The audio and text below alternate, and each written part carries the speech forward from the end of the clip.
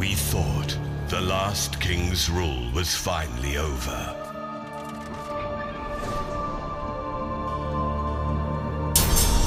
We were terribly wrong. New bloodshed is inevitable. Some may think resistance is futile, but there's still a chance. Welcome to xGameZones, hub to latest popular games, reviews, preview and news. Stoneshard only improves in the future and will eventually leave early access as a robust, feature-filled experience. For now, I would probably steer clear however and wait for the improvements to come first. Stoneshard is a brutal turn-based RPG, available now on Steam in early access, that combines an open-world fantasy setting with roguelike elements. Developed by xGameZones, Stoneshard is the answer to the question, what if the Dark Souls developers made a 16-bit roguelike version of Diablo? It's a beautiful yet challenging RPG that offers a lot despite missing a few key features, but does it scratch the itch that hardcore players crave? Stoneshard's prologue introduces you to a key character that will play a big role later on. The prologue does a fantastic job of showcasing a lot of the features available, as well as introduces several different aspects of combat, including melee, ranged and spellcasting. I was disappointed that this wasn't the main character to play after the prologue, unfortunately, so every piece of gear and my decisions when leveling up were moot. If I had known that, I wouldn't have spent so much time playing Tetris with the loot in my inventory. The boss fight at the end felt satisfying and had just the right amount of challenge. I died a couple of times before finding a tactic that worked, and I liked that when I died, I just respawned at the beginning of the level as if it were a checkpoint. Unfortunately, the main game is not nearly as forgiving as this prologue, and I was lulled into a false sense of security before really getting into the gameplay proper. For anyone interested in what Stoneshard has to offer, there is a free version where this prologue is completely playable. Be warned, however, that this is markedly easier than the main game. Please subscribe in our YouTube channel and follow and like us on Facebook #xGameZones. Visit our site at www.xgamezones.com for more gaming review.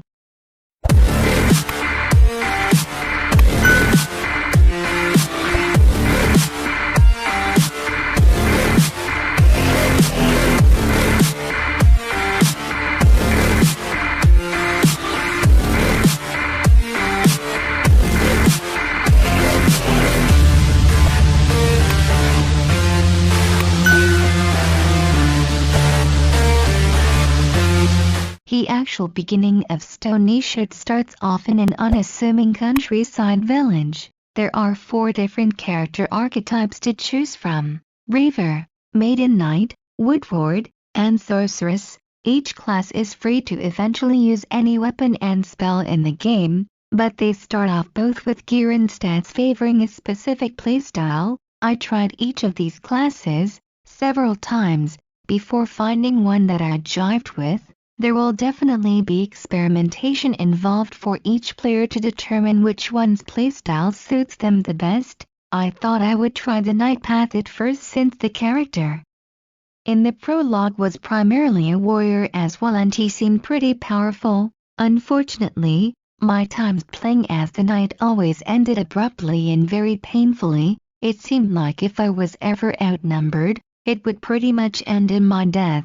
The Knight just didn't seem tanky enough to survive the beginning levels. Next, I tried the stealthy Woodward, who is an archer type, to try and pick off targets at range with my bow and arrow before I could get outnumbered. Fighting at range felt a lot better to me, and I survived considerably longer every time I tried the Woodward. It seems as if he has a natural boost towards accuracy as well, since I was never able to hit anything with a bow on any other character. This time, however, my archer sprang a trap and injured his leg, resulting in my eventually bleeding out to death before I could escape the dungeon I was in. This stressed the importance to always carry around several types of healing items. Unfortunately, these items are both expensive and pretty rare in the beginning, so on my next character, I rolled the sorceress to see if there was any healing spell I could use in such situations.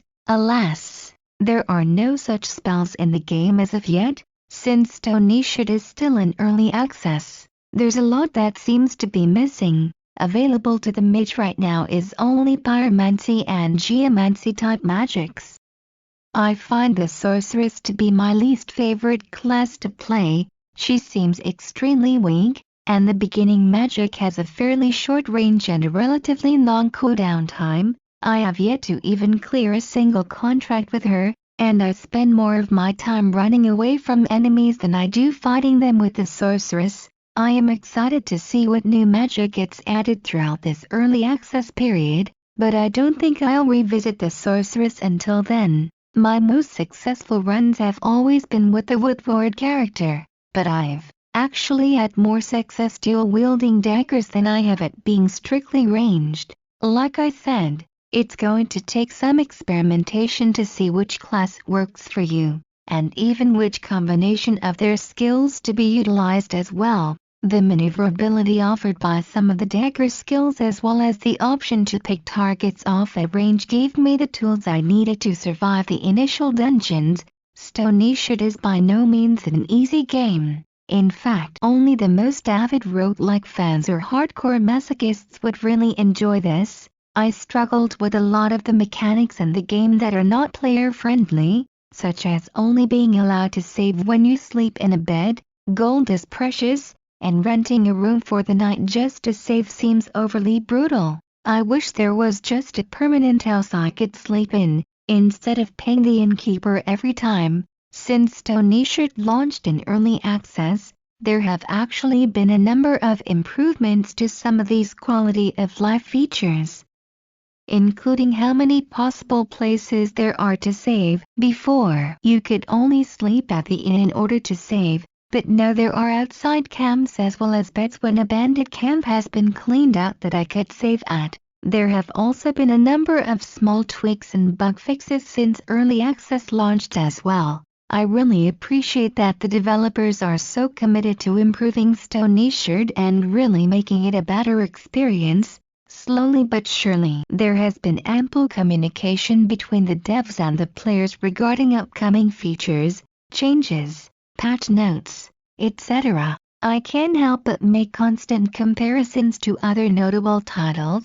There seems to be a lot that Stoneshard borrows, if only in tone, that really pulls together a level of polish and design that few games can offer right now. First, there are a lot of similarities to Baldur's Gate that I see, from the innkeeper to the way that travel is done between maps, to the dialogue system, and certain functions like detect trap skill and lockpicking that is very D&D centric. It all feels heavily inspired by the famous old-school CRPG. Likewise, there are some Witcher 3 similarities that I can't help but make, like how I am a mercenary taking on contracts for random jobs, the starting town and a lot of the world building discovered through talking to townspeople also feel like it's taking a page out of The Witcher's playbook.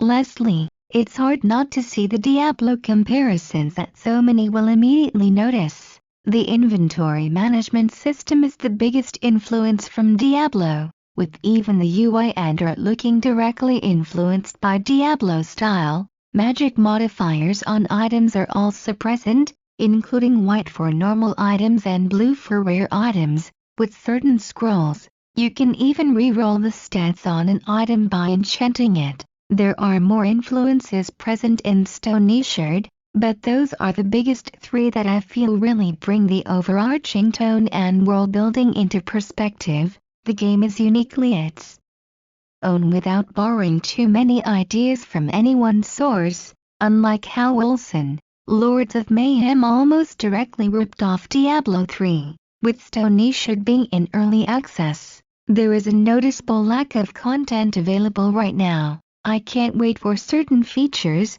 like the character creation allowing customized characters instead of the 4 archetypes, that I think are really going to open up the possibilities in the future. Additionally, I am excited about the bartering system that will be implemented when I am trading with different vendors. But what I am most excited for are all of the new abilities and spells that will be added into the game. Currently, there are plans to add great axes and great mauls, polearms, and wands as different weapons, as well as a whole skill tree for dual wielding, which I always use on my woodward, and new magic that includes cryomancy, venomancy, and psymancy. Maybe then I'll give the sorceress another shot. There's also a significant lack of content available right now. In Stoneshard, there doesn't appear to be any progress to the story that gets introduced at the end of the prologue, and most of the gameplay involves completing contracts for the town mayor which don't impact the main story introduced at all. It almost feels like the difficulty is engineered in the beginning to prolong the first few hours of a game. Although I enjoyed a lot of my time with Stoneshard, I think that the difficulty curve is way too brutal starting out and doesn't adjust well as characters become more powerful.